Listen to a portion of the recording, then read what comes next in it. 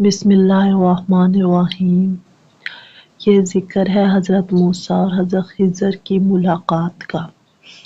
حضرت موسیٰ اور حضرت خضر کی ملاقات کا ذکر قرآن پاک کی سورۃ الکہف میں موجود ہے۔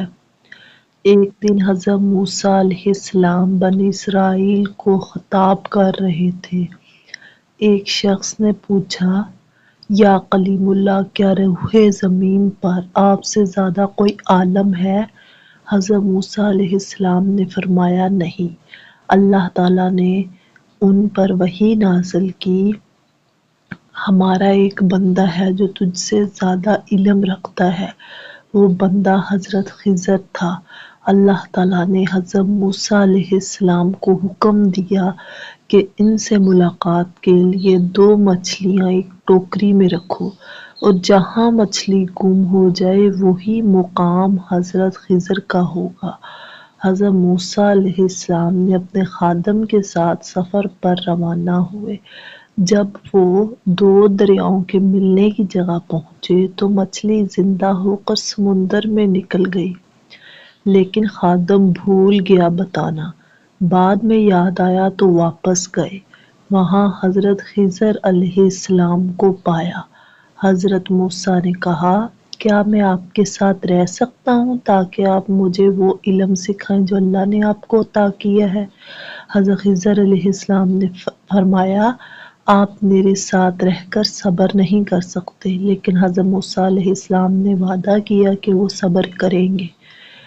پہلے حضرت موسیٰ علیہ السلام اور حضرت خضر علیہ السلام ایک کشتی میں روانہ ہوئے۔ حضرت خضر نے ایک کشتی میں سوراخ کر دیا۔ جب حضرت موسیٰ بول اٹھے، آپ نے یہ کیا کیا؟ یہ تو مسکین لوگوں کی کشتی تھی۔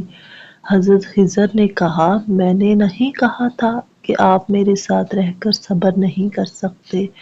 پھر دونوں چلے۔ حضرت خضر علیہ السلام اور حضرت موسیٰ علیہ السلام کے راستے میں حضرت خضر نے ایک لڑکے کو قتل کر دیا۔ حضرت موسیٰ نے کہا، آپ نے ناحق ایک جان کا قتل کر دیا، یہ تو آپ نے بہت برا کام کیا۔ حضرت خضر نے پھر کہا، میں نے نہیں کہا تھا کہ آپ میرے ساتھ صبر نہیں کر سکیں گے؟ پھر دونوں ایک بستی میں پہنچے۔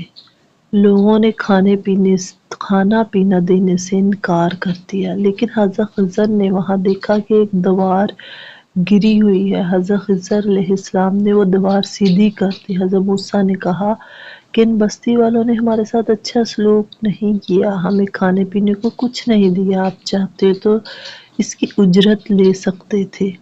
پھر آخر کار حضرت خضر نے کہا، یہ میری اور آپ کی جدائی کا وقت ہے، لیکن میں ان باتوں کی حقیقت آپ کو بتا دوں جن پر آپ صبر نہ کر سکے۔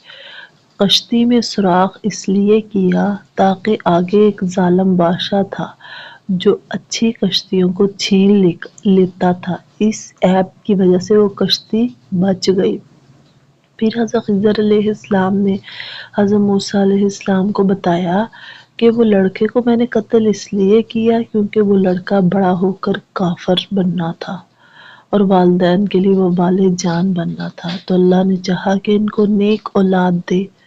دیوار جو گر رہی تھی اسے سیدھی اس لیے کیا کہ دیوار کے نیچے 2 یتیم بچوں کا خزانہ تھا۔ ان کا والد ایک نیک آدمی تھا، اللہ چاہتا تھا کہ وہ بڑے ہو کر خزانہ پائیں۔ اس کہانی سے ہمیں سبق ملتا ہے کہ اللہ کے ہر کام میں کوئی نہ کوئی حکمت پوشیدہ ہوتی ہے جو بظاہر ہمیں سمجھ نہیں آتی۔ صبر، اعتماد اور اللہ پر بھروسہ سب سے بڑی نعمت ہے۔